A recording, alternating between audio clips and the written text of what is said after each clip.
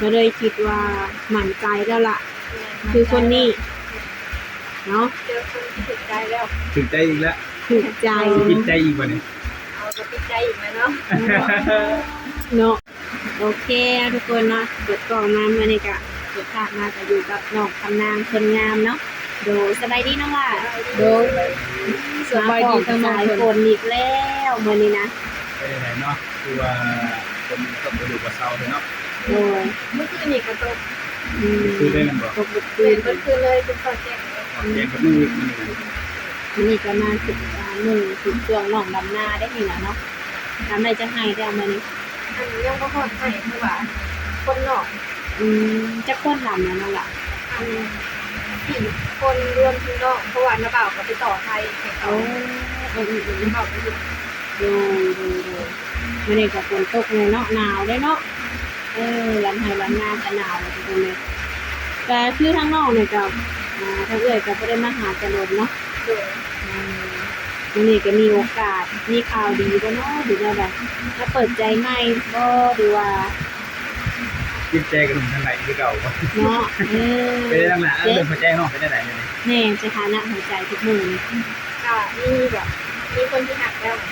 มันเห็นแล้ว มีแล้วบ่น้องล่ะ มีเลยแค่ในจอนเด้ แค่บ่อกหักอีกแล้วน้องอีกเนาะ คนเท่าไหร่แล้วอ่ะ คนเท่าไหร่ คนเมกา คนมีกาโอ้โหนี่ไก่ได้ดอกนี่นะเนาะคนอื่นจะปีน้องล่ะ อันก็เป็นหาสปาย 50 ปลาย อยู่นี่ก็ หน้าตานี่เห็นปะ กินแล้ว โอ้หล่อปะ ค่ะแบบหน้าตาเนี่ยโอเคนะ โอ้ เป็นแล้วที่ว่ามักมันเนาะ คิ้วขาวๆเลยนะ โอ้เนาะก็มาถึงเลขกูได้น่ะ จัง คุยกันมาต้นไปแล้วนะ เดือนปลาย เรียบร้อยแล้ว กาย อยู่อเมริกาเนี่ยเป็นคนลาวหรือคนไทย เป็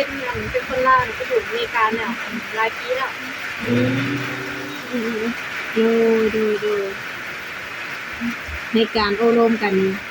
เป็นอะไรเนาะล่ะเพิ่น นี่แบบบางทีเรากันนอนนี่นอกกับบทุนไปชวนอยู่นะให้คุณนอนช่วงนี้คือเรียก ดูคนนี้เป็นกลางคืน เพราะ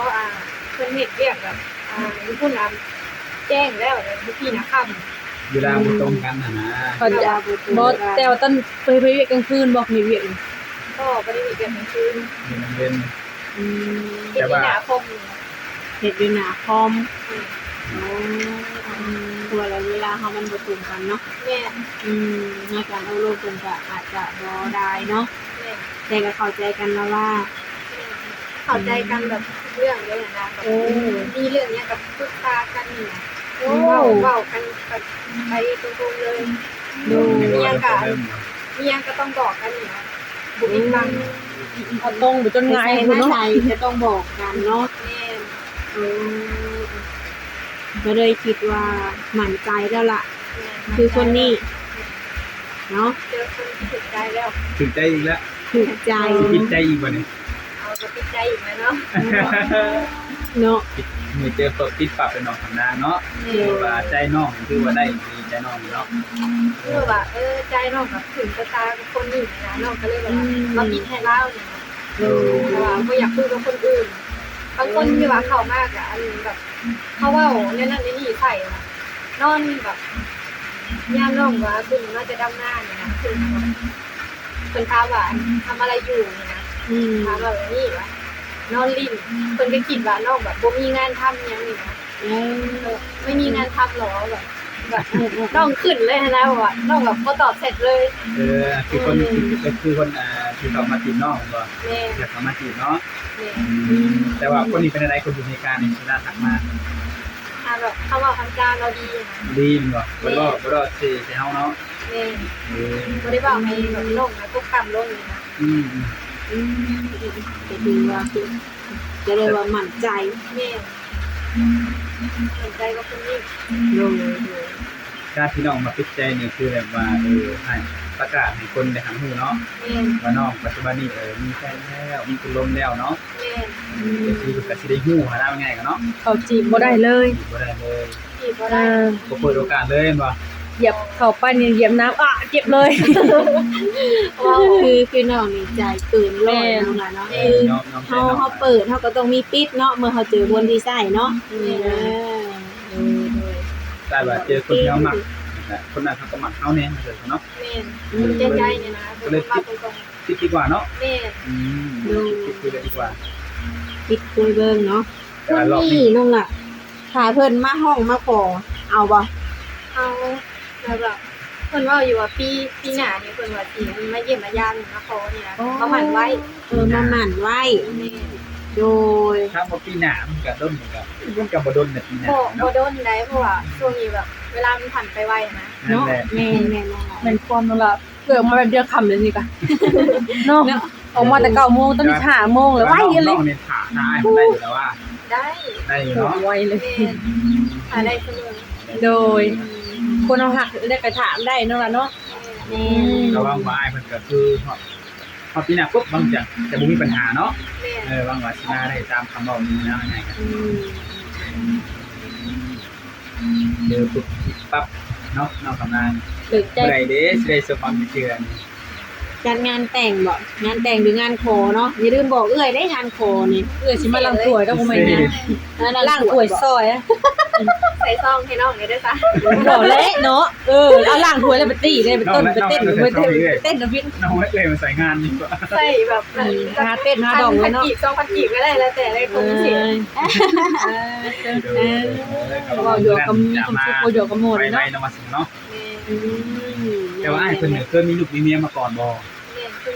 มีมาแล้วนะ มีมาแล้วมันบ่โอ้ พี่น้องๆก็บ่ได้ติเพิ่นบ่ ก็บริสุทธิ์อย่างเลยนะ โอ้ถือว่าหักได้เนาะ เพราะว่ามักคนอยู่ว่าแบบเคยมีลูกมีเมียมาก่อนแล้วนะ เป็นอะไรความสุขคือบ่หมักนะ แบบเขามีแบบความหักที่ชอบนะ โอ้แบบเพิ่นพูดแล้วเนาะว่าการมีลูกนี่หน้าที่เป็นแบบนี้เนาะการมีเมียแบบนี้แบบนี้เนาะ การมีลูกมีเมียมาก่อนนะเขาแบบว่าต้องแบบว่าดูแลเขาได้อยู่นะคือมีความหักที่ชอบ คือ แม่ คนแบบ คิดน้องคือว่าโอเคเนาะถ้าน้องคิดนี่เอาคนที่มีประสบการณ์เพิ่นก็จะรู้ว่าการมีเมียนี่ต้องเฮ็ดอย่างนี้เนาะต้องเจออย่างนี้เอาซะเนาะแล้วก็มีลูกก็ต้องเฮ็ดอะไรเนาะเลี้ยงอะไรเนาะ คนมีประสบการณ์เลยเด้เนาะก็เลยว่ามัก คนมีแบบประสบการณ์มาก่อนนี่นะแบบมีลูกมีเมียมาก่อน คือน้องนี่บ่ทันมีประสบการณ์ก็ได้ประสบการณ์จากง่ายเพิ่นเนาะ เนี่ย ประสบการณ์หนักนี่แล้วมานอนนี่วางแผนก็ถือว่าโอเคเนาะวางแผนโดยดีนะ ก็อีกโลนบ่ต้องว่าจังสิได้ลำไห้ลำหน้านี่ ก็ประมาณกิน1-2 ขีดเนี่ย แบบว่าคนคุยของน้องที่น้องมาปิดใจกับเพิ่นนี่นะเพิ่นก็ฝากเงินมาจ้างซอยลำไห้ลำหน้าอยู่บ่ ฝากไม่รู้แต่ฝากมาลายนี่ อืม จ้างชาวบ้านเที่ยวใกล้ๆบ้าน โดยโอ้ก็ยังมีเดียวเพิ่นก็ซอยเฮาเนาะ ฝากมาให้มาลาย พอได้ใส่ได้ซอยเนาะ เขาได้จ้างคนแบบมาโลกาด้านหน้าเลยว่า ไปลูกกามาเลยนี่มัดเท่านั้นล่ะมัดเท่าไรก็จางเป็นมัดนี่ หมัดแล้วเนี่ยหมัดละ1,000หมัดละ2,000 โอ้ไปเอาคนละ จ้าง มัด เลยจ้างเอ้ยมัดละ10,000 จำที่ไว้ว่าอย่าง ให้ซะเมยลงเอ้ยสิ มัดบ่บ่สิรัดเตะเนาะเพิ่นลูกวันเพิ่นจะเตะจะมัด สามัคคีขนาดนั้นเลยเนาะ เมื่อแม่กินจินดาเอ้ยเนาะแซวทุกคนว่าหยอกน้องเพิ่น พออยู่กับม่วนเซย เพิ่น เนาะ ว่าจ้างเป็นวันเด้น้องหลาวันละเท่าใด วันละ130,000วันละ140,000 ค่ะเป็นวัน ก็ ด้วย ถึกเนาะ ป้าก็สิมืดป้าเป็นวันเลย พอดีลงไปปุ๊บ5โมงได้เลยบ่ ในฝั่งนี้นะ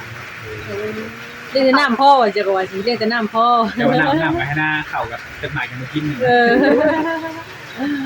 คือว่าเลี้ยงเบิดทุกอย่างนั่นล่ะเนาะเลี้ยงเบิดเนาะข้าวน้ำจำปา คนนี้ก็ถือว่าน้องคุยหล่นเติบอยู่ได้เดือนปลายจังติดใจเนาะเพราะว่าคนที่ผ่านมานี่บ่ฮอดเดือนบ่ เนี่ยเพราะพอเดือนละคุยกันมือหนึ่งละมือหนึ่งละปิดใจเล ให้ ย ไว้อะไรเนาะ แม่น บ่เข้าใจกันแล้วก็เลิกกัน เนาะแล้วเราคนนี้เรียนปลายบ่ แม่ สถานแบบว่าคนที่คนเรียกไปเลยว่าเข้ามาแหละดีมันบ่ แม่ ดีเลยเนาะเนาะ แม่นิสัยดีนะคำว่าคำจาก็ดี ดูระวังว่าจะเป็นดีให้น้องตลอดไปแล้วใช่ไหมเนาะบ่เอาอีกได้บ่มาเปิดได้บัดนี้ แล้วต้อง มาตอนงานหมั่นเลยนะบัดนี้นะ ปิดก็ปิดเลยได้บัด การ นี้ หมักบ่ งานหมั่น มัน เนาะ มันคออะไรเนาะ มันไว้ มันว่าคออะไรทุกอย่างอะไรก็อยากให้คันปิดใจก็อยากให้สมหวังเนาะอืม บางว่าทางอ้ายเพิ่นทางน้องมีความหักนะครับจริงใจถึงกันและกันเนาะ แม่นดูคือว่าโอเคอยู่เนาะเพราะว่าทางเพิ่นก็ได้ตกลงกันแบบทั้งอ้ายเพิ่นนี่บอกให้น้องมาปิดใจบอก ถ้าว่าต้องคิดตั้งแต่แรกแล้วว่าสิปิดใจกับเราอยู่นะ แล้วก็บอกบ่เนาะ แล้วก็บอกว่าอันนี้ให้มาปิดใจนะ โอ้ แต่เราผู้เดียวนะ โอ้แล้วก็บอก เวลาน้องบอกว่ามีคนถามอันนั้นนี่นะแล้วก็สิบอกว่าแบบบ่ต้องคุยนี่นะ อืม บ่ต้องคุยบ่ต้องตอบเขา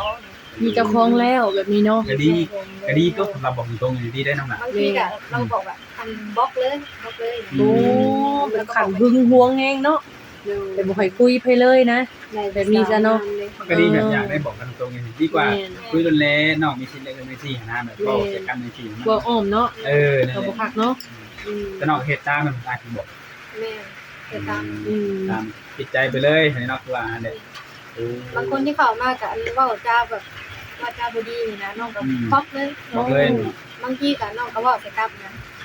โดย เป็นว่าเฮ็ดยังมากก็ได้นั่นครับเนาะ แม่ ท่านจะให้ดีมากก็ได้ดีครับ แม่ เป็นบุรีมากก็ได้บุรีครับแหละ แม่ ยังมาได้ ดี นั่น มา ครับ ดีกลับนี่นะ บ่ดีมาเขาก็บ่ดีกลับคือกันเนาะเอาง่ายๆซะเนาะ ก็สิได้ฮู้เนาะการทีมแบบเฮ็ดดีบุรีใส่ปืนไว้ซะเนาะมันเป็นใดคือน้องนี่ได้ผู้บ่าวทางไกลนะถ้าเกิดเพิ่นมาหมั่นมาคอมาเตะเอาน้องไปอยู่นำนี่ไปได้บ่ ได้แล้ว ไปได้แม่นบ่ แม่ อยู่อเมริกาพุ่นได้ ได้ ต้องไปเรียนภาษาเพิ่นก่อนบ่ได้นี่ น่าจะหาให้เพิ่นเว้าให้ ให้เพิ่นบอกแปลให้เนาะ แม่ เลย น้องก็ได้เป็นบางคำนี่นะ บางคำมันบ่ แม่ โอเค มีแต่ว่าโนyes โอ no เค yes บ่หน่อย no ได้ yes no นั่นแหละยังเด้สิว่ายังบ่ได้เข้าใจ ดีได้น้องหลานเอาไปอยู่ฝุ่นเนาะ ได้กินตำหูกระถังเอาใส่มือถังเอากิน แบบมันหาคงกินบ้านเฮานี่ยากได้แบบอยู่ตรง ก็ได้คือกันง่ายคือกัน มันจะ มันทันสมัยแล้ว มันจะเป็นนี่ไปอยู่พุ่นที่ที่มันอยู่ที่พุ่นบัดนี้ แม่น มันจะเป็นมีได้คนเฮา ก็ง่ายเบิดนั่นแหละ กินทอดอาหารบ้านเฮานี่นะ ไปอยู่พุ่นแบบนี้ก็คือความหมายแบบอาหารบ้านเฮาถ้าเฮาไปอยู่เองนี่เฮาไปกินเองนี่ มันก็ง่ายเนาะ มันคือกันได้ คือกันบ่แม่นสิบ่มีขายก็มีเบิดนั่นล่ะ คนที่ว่าไปอยู่พุ่นที่บ้านเฮาน่ะเกินแบบคนที่กินบ่เป็นเนาะ แม่น ไปซื้อกับเจ้านะ แม่นหาบนขายบ่มีแบบนี้เคยกินดิอันนี้เฮ็ดกินตำหอมหุงแกงหน่อไม้ก็มีครบเบิดทุกอย่างนั่นล่ะเอ้ยเห็นแล้วบ่สิไปกินไปซื้อสั่งของมาบ่เนาะอยู่ซุปเปอร์เกอร์อีหยังตามบ่เป็น บ่เป็นกับบ่ เปิดมาร์เก็ตเนาะอีหยังเขาเจ้าก็แบบขายเครื่องของอีหยังอะไรมีครบหมดต่างแต่มันใหญ่กว่าของเฮาบ่น้อยกว่าของเฮาบ่แบบสิรสชาติสิบ่คือกันแตกต่างนิดนึงแต่ก็มันโอเคหั่นแหละ ทำบ้านแนวกินบ้านเฮาก็เฮาเฮ็ดเป็นนี่ไปสั่งอยู่บ้านเฮาเลย แม่นเนาะก็คือเก่าหั่นแหละก็ซ้ำนั่นแหละเนาะก็คือว่าทางน้องนี่ก็มั่นใจ 100% ว่าคบหากับอ้ายคนนี้ปิดใจ 100% แม่นบ่สมมุติหนุ่มหล่อกว่าลาอายุน้อยกว่าลาเพิ่นมาขอแบบเปกว่าสิปิดใจจะมาจีบเจ้านี่จะเห็นแล้ว กับบ่ได้กาแบบว่าเลือกเราดีๆนะ โอ้ แล้วมาก่อน ที่นึกในใจคือคนนี้ เรามาก่อนนะคนอื่นน่ะมาทีหลังเราบ่ต้อง โอ้ จุกได้เนาะเจ็บเลยเจ็บบ ริเจ็ดเดียวอีกหักเลยแข่งขาอุกใจ เขาเลยนะเขาเลยจุ๊บเจ็บแต่ถ้าอ้ายพอดีปันบานยิ้มเป้ย นอนฟันหวานเลยฟันหวานว่าถึกเลข ป้า เจอคนที่คนคุยในบ่แบบนี้ออกมาเนาะ แน่ โอเคนะก็ต้องออกความตรงเลยนี่โอ้คือว่าโอเคแต่ทุกคนเนาะคือว่าหนุ่มที่เลือกน้องคือสิบ่คิดหวังที่ซะเนาะ แม่บ่คิดว่า น้องเฮ็ดให้ได้บ่ได้นะ น่าจะอันความหักอันนี้นะยืนยาว เลย นะก็ย่อหลายอย่างห่างกันคนให้จบแล้วจบไปมานี่ โดย ก็สิได้ขอจบคลิปอันหนาพี่น้องคนไปเฮ็ดเวียกงานต่อนี่คนก็แห่แม่นคนน้องเอาไปก็ได้ยินแต่เสียงอันพัดลมสังกะสีเลยนะเดี๋ยวก็โอเคน้องหลานสบายดีน้องหลานสบายดี สบายดี สบายดี สบายดี